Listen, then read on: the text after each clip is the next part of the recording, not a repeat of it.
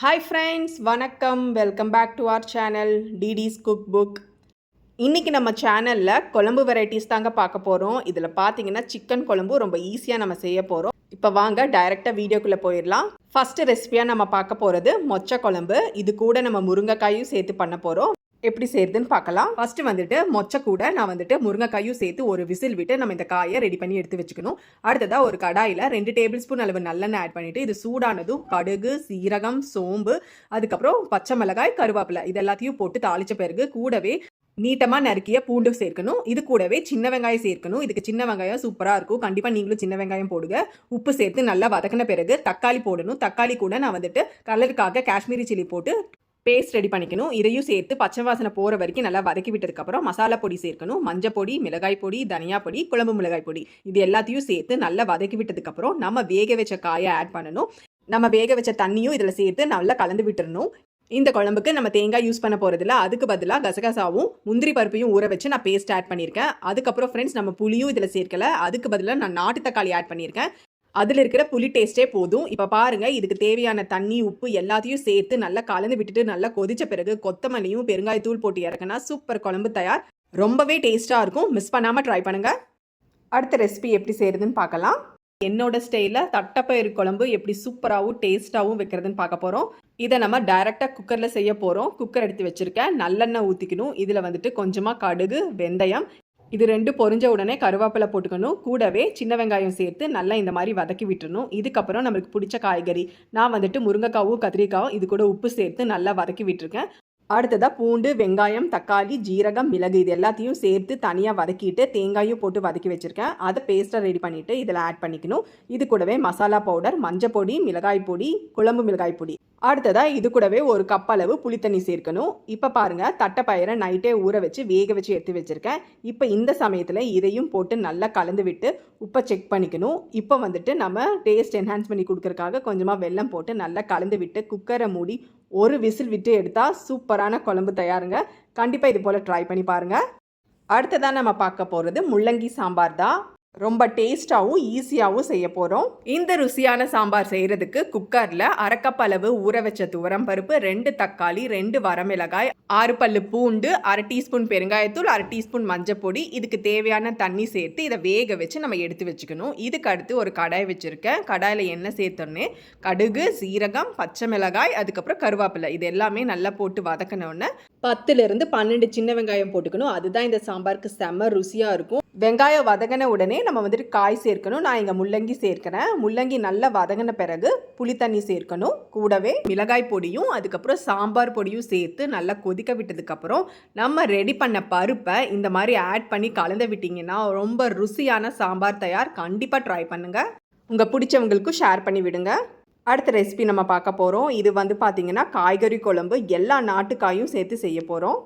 கடாய் வச்சுருக்கேன். கடாய் லைட்டாக சூடானதும் நம்ம வந்துட்டு 1 டீஸ்பூன் அளவு எண்ணெய் சேர்த்த பிறகு 1/2 டீஸ்பூன் சோம்பு, 1/2 டீஸ்பூன் சீரகம், 1/2 டீஸ்பூன் மிளகு இதையும் போட்டுக்கணும். கூடவே கலருக்காக 2 காஷ்மீரி சில்லி, அதுக்கப்புறம் 5-6 பூண்டு பல்ல நான் கட் பண்ணி வச்சுருக்கேன். அதையும் சேர்த்துட்டு லைட்டாக வதக்கி விடணும். இது கூடவே ஒரு பச்சை மிளகாயும் நம்ம ஆட் பண்ணிக்கணும். அடுத்ததாக நம்ம சேர்க்க போகிறது வந்துட்டு சின்ன வெங்காயம். சின்ன வெங்காயம் சேர்த்தா ரொம்ப ருசியாக இருக்கும். கண்டிப்பாக சின்ன வெங்காயம் போடுங்க. இதை லைட்டாக வதக்கின பிறகு நம்ம வந்துட்டு தேங்காய் சேர்க்க போகிறோம். இதை வந்துட்டு 2 டேபிள் ஸ்பூன் அளவு சேர்த்தா போதும். இது லைட்டாக சூடு ஏறின பிறகு நம்ம கொத்தமல்லியும் கருவேப்பிலையும் கொஞ்சமாக போட்டுக்கணும். ரொம்ப தேவையில்லை. இப்போ பாருங்கள், இது வந்துட்டு நல்லா ரெடி ஆயிடுச்சு. இதை ஆற விட்டு நம்ம மிக்சியில் ஆட் பண்ணி பேஸ்ட்டாக ரெடி பண்ணிக்கணும். அதை சைடில் வச்சுட்டு நம்ம இப்போ மறுபடியும் கடாய் வச்சுருக்கோம். இதில் 2 டேபிள் ஸ்பூன் அளவு நல்லெண்ணெய் சேர்க்கணும். இது லைட்டாக சூடாகட்டும். இப்போ பாருங்கள், நான் வந்துட்டு ஒரு பாத்திரத்தில் தண்ணியில் எல்லா நாட்டுக்காயும் கட் பண்ணி போட்டு வச்சுருக்கேன். அது ஒரு பக்கம் சைடில் இருக்கட்டும். இப்போ பாருங்கள், எண்ணெய் சூடானதும் கொஞ்சமாக கடுகு, வெந்தயம், கூடவே 1/2 டீஸ்பூன் சோம்பு, கருவேப்பிலை, அடுத்ததாக சின்ன வெங்காயம். ஸோ நம்ம வதக்கும் போது சின்ன வெங்காயம் சேர்க்கணும். இங்கே பார்த்தீங்கன்னா நான் முழுசாக போட்டிருக்கேன். இதை வந்துட்டு லைட்டாக வதக்கின பிறகு கூடவே மஞ்சள் பொடியும் போட்டுக்கணும். அடுத்ததாக நம்ம கட் பண்ணி வச்சுருக்கிற காய்கறிகளை சேர்க்கணும். அதாவது கத்திரிக்காய், முருங்கைக்காய், பரங்கிக்காய், அதுக்கப்புறம் அவரைக்காய் இந்த மாதிரி எந்த நாட்டுக்காய் இருந்தாலும் ஆட் பண்ணிக்கலாம். கூடவே உப்பு சேர்த்து நல்லா வதக்கி விட்டு கொஞ்ச நேரம் மூடி வச்சு வேக வைக்கணும். அடுத்ததான் நான் வந்துட்டு 2 பெரிய தக்காளியை இந்த மாதிரி பியூரி பண்ணி ரெடி பண்ணியிருக்கேன். அதையும் இங்கே சேர்த்துட்டு நல்லா பச்சை வாசனை போகிற வரைக்கும் நம்ம வந்துட்டு இதை வேக வைக்கணும். அதையும் மூடி வச்சு நம்ம ரெடி பண்ணிக்கலாம்.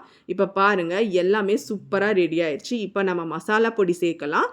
1.5 டீஸ்பூன் அளவு மிளகாய் பொடி, 3 டீஸ்பூன் அளவு தனியா பொடி சேர்த்து நல்லா வதக்கி விடணும். அதுக்கப்புறம் புளி தண்ணி சேர்க்க போகிறோம். நான் வந்துட்டு சின்ன லெமன் சைஸ் புளி எடுத்து தண்ணியில் ஊற வச்சு இந்த மாதிரி கரைச்சி வச்சுருக்கேன். இதையும் ஆட் பண்ணி நல்லா கொதிக்க விடணும். இது கொதித்த பிறகு நம்ம ரெடி பண்ண மசாலா பேஸ்ட்டையும் சேர்த்து தேவையான அளவு தண்ணியும் ஊற்றி உப்பு காரம் எல்லாத்தையும் இந்த சமயத்தில் செக் பண்ணிக்கணும். எல்லாமே கரெக்டாக இருக்குது அப்படின்னா 10 நிமிஷம் இதை வந்துட்டு நம்ம போட்டு கொதிக்க வைக்கணும். ஆனால் எனக்கு கொஞ்சம் சீக்கிரமாக ரெடி ஆகிறதுக்காக நான் குக்கரில் ஆட் பண்ணிவிட்டு ஒரு விசில் விட்டு எடுக்க போகிறேன். ஸோ தட் ரொம்ப சீக்கிரமாக இந்த குழம்பு ரெடி ஆயிரும். ஸோ இங்கே பார்த்தீங்கன்னா நம்ம ஊற்றின எண்ணெய் வந்துட்டு நல்லா மேலே வந்திருக்கு. ஸோ சூப்பராக ரெடி ஆயிடுச்சு. இப்போ இதுக்கப்புறம் கொத்தமல்லியும் பெருங்காயத்தூளும் போட்டு ஒரு மிக்ஸ் பண்ணி விட்டிங்கன்னா ரொம்ப சூப்பரான காரக்குழம்பு டேஸ்ட்டாக ரெடி ஆகிடும். ஃப்ரெண்ட்ஸ், அப்புறம் இந்த குழம்பு கூடவே 1/2 டீஸ்பூன் அளவு வெல்லம் போட்டுக்கோங்க. இன்னுமே டேஸ்ட் சூப்பராக இருக்கும். ஸோ அவ்வளோதான் ஃப்ரெண்ட்ஸ், சூடான சாதத்துக்கு இந்த சூடான குழம்பு போட்டு சாப்பிட்டிங்கன்னா அவ்வளோ டேஸ்ட்டாக இருக்கும். ஸோ ஃப்ரெண்ட்ஸ், இந்த வீடியோவை லைக் பண்ணி சேவ் பண்ணி வச்சுக்கோங்க. ஃப்ரெண்ட்ஸ், இப்போ கடைசியாக நம்ம பார்க்க போகிறது சிக்கன் குழம்பு. இந்த ரெசிப்பியை அப்படியே ஃபாலோ பண்ணுங்கள், எல்லாத்துக்குமே ரொம்ப பிடிக்கும். ஸோ இதுக்கு வந்துட்டு ஃபஸ்ட்டு நம்ம கடாயில் கொஞ்சமாக எண்ணெய் ஊற்றிக்கணும். இதில் சின்ன வெங்காயம், பூண்டு, இஞ்சி, தக்காளி, கலருக்காக வரமிளகாய் இது எல்லாத்தையும் போட்டு நல்லா வதக்கிக்கணும். இது கூட கொஞ்சம் உப்பையும் சேர்த்து நல்லா வதக்கிட்டிங்கன்னா ரொம்ப சீக்கிரமாக வெந்து வந்துடும். அடுத்ததாக இதை ஆற வச்சுட்டு நம்ம மிக்ஸி போட்டு பேஸ்ட் ரெடி பண்ணி வச்சுக்கணும். அடுத்த ஸ்டெப்புக்கு நம்ம போகலாம். கடாய் வச்சு 2 டேபிள் ஸ்பூன் அளவு எண்ணெய் ஊற்றிக்கணும். கூடவே 1/2 டீஸ்பூன் சோம்பு, 2 பட்டை, 2 கிராம்பு இது எல்லாத்தையும் சேர்த்த பிறகு பெரிய வெங்காயம் சேர்க்கணும். நல்லா பொடியாக நறுக்கிய வெங்காயம், அது கூடவே கருவேப்பிலை, கொஞ்சம் உப்பு இது எல்லாத்தையும் சேர்த்து கொஞ்சம் வதக்கி விடணும். லைட்டாக கலர் மாறணும். இப்போது அடுத்ததாக நம்மளுக்கு சிக்கன் தேவைப்படும். நான் வந்துட்டு சிக்கனை நல்லா வாஷ் பண்ணி ஊற வச்சுருக்கேன். இதோட வீடியோவை நான் ஆல்ரெடி போட்டிருக்கேன். கண்டிப்பாக டிஸ்கிரிப்ஷனில் லிங்க் தரேன், செக் பண்ணி பாருங்கள்.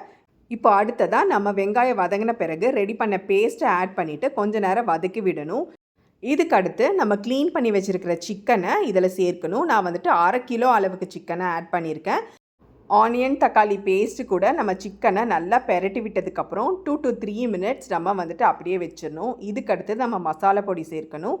மஞ்சப்பொடி, மிளகாய் பொடி, தனியா பொடி, ஜீரகப்பொடி, கரம் மசாலா பொடி இல்லாட்டி சிக்கன் மசாலா பொடி இது எல்லாத்தையும் சேர்த்து மறுபடியும் நல்லா கலந்து விட்டுட்டு மறுபடியும் இதை 2லேருந்து 3 நிமிஷம் மூடி வச்சு நம்ம குக் பண்ணிக்கணும். இப்போ பாருங்கள், தேவையான அளவு தண்ணி ஊற்றிக்கலாம். உங்களுக்கு எவ்வளோ தேவையோ அவ்வளோ தண்ணி ஊற்றிட்டு உப்பு காரமெல்லாம் செக் பண்ணிக்கோங்க. இப்போ பாருங்கள், இது கொதித்து வரணும். நான் வந்துட்டு இது சீக்கிரமாக ரெடியாகிறதுக்காக நான் குக்கரில் ஆட் பண்ணி குக் பண்ண போகிறேன். கூடவே 2 முட்டையும் நம்ம ஆட் பண்ணி இதுலேயே குக் பண்ணிக்கலாம். இல்லாட்டி நீங்கள் இதை அவாய்ட் பண்ணிடலாம். அவ்வளோதான். இப்போ குக்கரை மூடிட்டு 2 விசில் விட்டு இறக்கணும் அப்படின்னா இந்த சிக்கன் குழம்பு ரொம்ப டேஸ்ட்டாக வீடே மணக்கிற அளவுக்கு இது ரெடி ஆகிடும். இப்போ இங்கே பார்த்தீங்கன்னா குழம்பு ரெடி ஆயிடுச்சு. இங்கே பாருங்கள், இதோட கன்சிஸ்டன்சியும் எனக்கு தேவையான மாதிரி கிடச்சிருக்கு. அதாவது ரொம்ப கெட்டியாகவும் இல்லாமல் தண்ணி மாதிரியும் இல்லாமல் கரெக்டாக இருக்குது. இதுக்கப்புறம் இதை வந்துட்டு நம்ம பாத்திரத்தில் மாற்றி கொத்தமல்லி போட்டு சர்வ் பண்ணிங்கன்னா அவ்வளோ டேஸ்ட்டாக இருக்குங்க.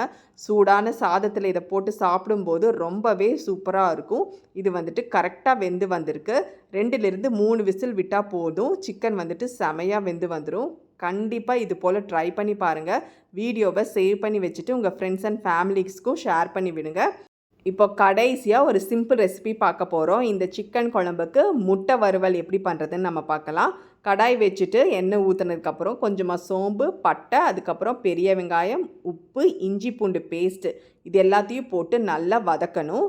வாசனை போகிற வரைக்கும் வதக்கிட்டு கூடவே மஞ்சப்பொடி, மிளகாய் பொடி, தனியா பொடி, அதுக்கப்புறம் கரம் மசாலா இதையும் போட்டு நல்லா வதக்கினதுக்கப்புறம் ஒரு தக்காளியை நறுக்கி போட்டிருக்கேன்.